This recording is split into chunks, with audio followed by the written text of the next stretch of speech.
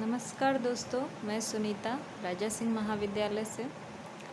आज हम यशपाल द्वारा रचित कहानी पर्दा की चर्चा करेंगे। जैसा मैंने पिछले वीडियो में बताया, यशपाल एक मार्क्सवादी सोच के लेखक हैं, इसलिए उनकी कहानियों में वर्ग संघर्ष और आर्थिक स्थिति जो है ये बहुत महत्वपूर्ण स्थान रखती है। ये कहानी चौधरी पीरबख्श की है और कहानी में उनके दादा के समय से जो उनके घर की व्यवस्था थी वहाँ से लेकर चौधरी पीरबख्श के समय आने तक किस तरह से भारत की जो सामंती व्यवस्था थी अंग्रेज़ों के आने के बाद वो धीरे धीरे बदलते बदलते पूंजीवादी व्यवस्था में बदली और किस तरह से चौधरी पीरबख्श का परिवार उच्च वर्ग से होते होते मध्य वर्ग और उसके पश्चात अब निम्न वर्ग में शामिल है। परंतु जो एक मध्य वर्ग की एक विशेषता है कि वो एक छद्म में जीना चाहता है, एक झूठ में जीना चाहता है। इसी तरह पीरबख्श भी यह मानने को तैयार नहीं है कि वो अब एक निम्न वर्ग या सर्वहारा गरीब मजदूर वर्ग में आ चुके हैं, बल्कि आज भी वह अपने को उसी अपने दादा के ज़माने की ख़ानदान की आन बान शान के साथ रहना चाहते हैं। इज़्ज़त प्रतिष्ठा एक झूठी शान के रूप में वो पर्दा अपने दरवाजे पर लटकाते हैं और अपने आप को अपने मोहल्ले वालों से, जो मज़दूरों, कामगारों, श्रमिकों की बस्ती थी, उनसे अपने आप को अलग समझते हैं, क्योंकि अन्य किसी के दरवाजे पर पर्दा नहीं है और उनके दरवाजे पर पर्दा है। ऐसा ही मध्य वर्ग का चरित्र गबन उपन्यास में प्रेमचंद ने बहुत पहले दिखा दिया था। रमानाथ जो है वो रतन और उनके पति वकील साहब की जब दावत ये लोग करते हैं, अपने घर बुलाते हैं जालपा और रमानाथ, तो घर की साज सज्जा वो मांगे हुए सामानों से, मांगे हुए गुलदान, शीशे के सामान, सारी चीज़ें मांग कर अपने घर को सजाते हैं कि वकील साहब समझें कि बहुत बढ़िया इनकी आर्थिक स्थिति और बहुत बढ़िया इनका घराना है। तो वही चरित्र इसमें भी दिखाई देता है, पर्दा कहानी में भी। पर्दा का अर्थ ही है छुपाना, पर्दा करना। अगर किसी से पर्दा रखना है यानी कि किसी से कोई बात छुपाना, तो यह शीर्षक भी इसी रूप में है, पर्दा, यानी वो अपने ही वास्तविक स्थिति से आंख मूंदना और खुद से ही छिपाना। दुनिया की नज़रों में एक उच्च वर्ग और सामंती के रूप में पीरबख्श अपने आप को दिखाना चाहते हैं, लेकिन आर्थिक स्थिति जो है उनकी बहुत ही ख़राब है। परिवार बड़ा है, 5 बच्चे, 2 पति पत्नी वो और एक बूढ़ी माँ जो उनकी। यहाँ लेखक ने एक व्यंग भी किया है कि जो चौधरी पीरबख्श के 3 भाई और हैं जो अच्छे अच्छे पदों पर हैं। कोई हॉस्पिटल में है कंपाउंडर, कोई शिक्षक है, और लेकिन अपनी बूढ़ी माँ को यही जो सबसे दयनीय स्थिति में है अपने चारों भाइयों में, वो जच्ची के वक्त आई, उनकी बेटे के जन्म के वक्त, और उसके बाद कोई भाई उनको लेने नहीं आया, तो वो यहीं पीरबख्श के साथ ही रह गए। तो इस तरह से बूढ़े माँ बाप के प्रति जो अवहेलना जो वृद्ध लोगों की थी, वो भी यहाँ पे यशपाल ने दिखाया है।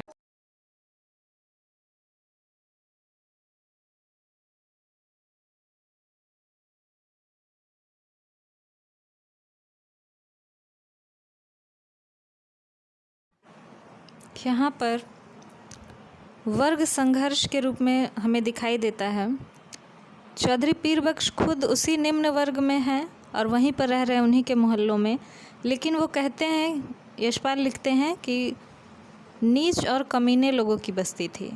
यानी उनकी नज़र में, चौधरी पीरबख्श की नज़र में, जो गरीब है वो लोग नीच और कमीने हैं, और वो खुद को अपने आप को शरीफ ज़्यादा और सफ़ेद पोश समझ रहे हैं, जबकि असली स्थिति में दोनों में कोई अंतर नहीं है। लेकिन उनके अंदर का जो एक सामंती है, जो एक जातीय अहंकार है, उच्च वर्ग का जो अहंकार है, वो नहीं टूटा है। बेशक आर्थिक स्थिति उनकी इतनी ख़राब है, जो उनके आसपास के लोगों जिनको वो नीच और कमीने लोग कह रहे हैं, उन लोगों से भी ज़्यादा ख़राब इनकी आर्थिक स्थिति है। वो लोग खुला जीवन जी रहे हैं। जो श्रमिक वर्ग के लोग हैं, वो मेहनत करते हैं, अपना खाते हैं, उनके घर के स्त्री पुरुष सभी काम कर रहे हैं और उससे अपनी ज़रूरतों को पूरा कर रहे हैं। लेकिन चौधरी पीरबख्श जो है, अपने घर की महिलाओं को बाहर नहीं निकलने देते हैं। काम करना तो दूर, यहाँ तक कि पानी लेने के लिए भी, पानी के घड़े भी वो खुद ही सुबह शाम, यशपाल लिखते हैं कि सुबह शाम मुस्कुराते हुए पानी के घड़े भर लाते थे। वो खुद ही भर के लाते थे। उनके घर की कोई स्त्रियां बाहर नहीं निकलती थी, क्योंकि ऐसा उनके घर का रिवाज था उनके दादाजी के समय से कि घर की औरतें बाहर नहीं निकलेंगी। खुद ये पीरबख्श प्राइमरी पास हैं, अपनी प्राथमिक शिक्षा ही इन्होंने प्राप्त की है, लेकिन इनको एक तेल के मिल में मुंशीगिरी का काम मिल गया। यहाँ यशपाल व्यंग से लिखते हैं, शिक्षा नहीं तो क्या, ऊंचे ख़ानदान का पास तो था। यानी उनको वो नौकरी भी इस वजह से मिली कि वो एक ऊंचे ख़ानदान के वारिस हैं, ऊंचे ख़ानदान से संबंध रखते हैं। उनके दादा के समय का जो प्रभाव था वो काम आया इस नौकरी को पाने में। वो भी चाहते तो मेहनत मजदूरी करके कुछ ज़्यादा पैसा कमा सकते थे नौकरी के अतिरिक्त, लेकिन उनके अंदर का जो अहंकार है वो ऐसा करने से उन्हें मना करता है। दस्तकारी, कारीगरी और मेहनत मजदूरी का काम वो खुद नहीं कर सकते हैं। और इसी भावना का अवलंबन है वो पर्दा, जो उनके दरवाजे पर लटका हुआ है।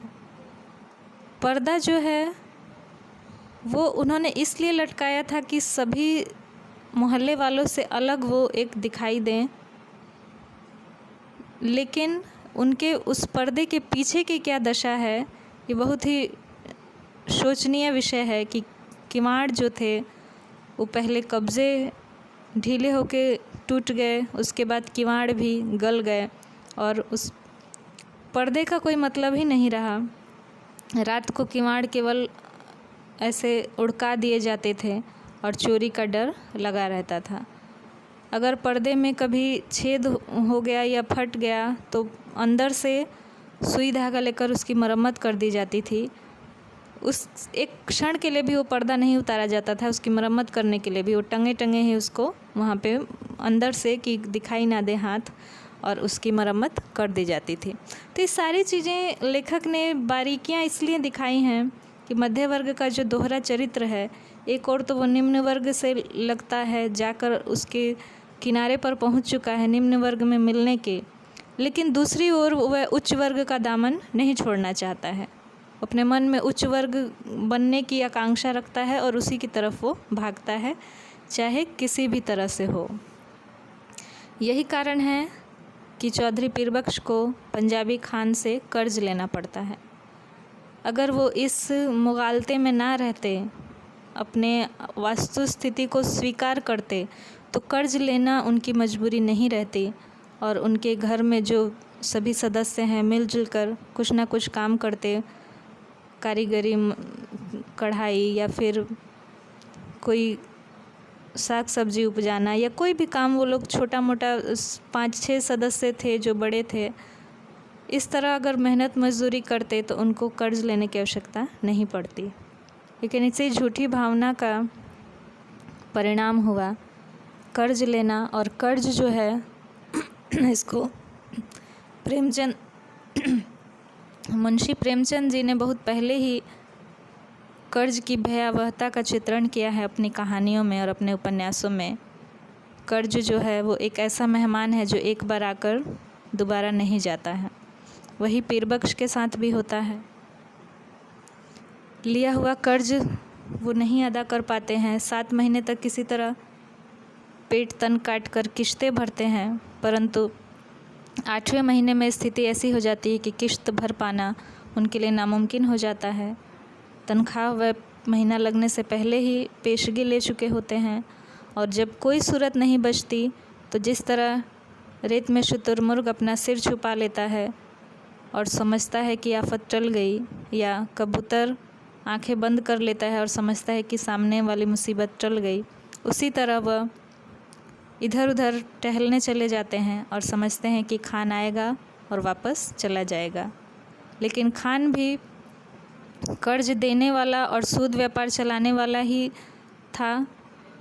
वो कहाँ टलने वाला था। वो कई बार चक्कर लगाता है और दरवाजे पर पर्दे पर पीट पीट कर डंडे को गालियाँ देता है, बेइज्जत करता है। वही उसका व्यापार था, वही उसका काम था।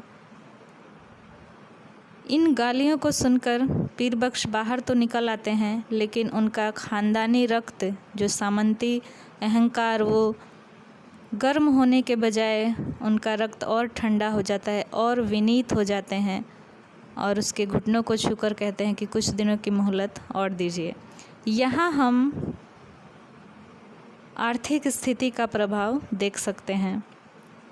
पैसा जो है उसके कारण पंजाबी खान की बोली, लहजा और पीरबख्श की बोली में कितना अंतर है। अगर पीरबख्श की आर्थिक स्थिति अच्छी होती तो वो इस तरह घुटने छूकर और विनीत भाव से नहीं बोलते।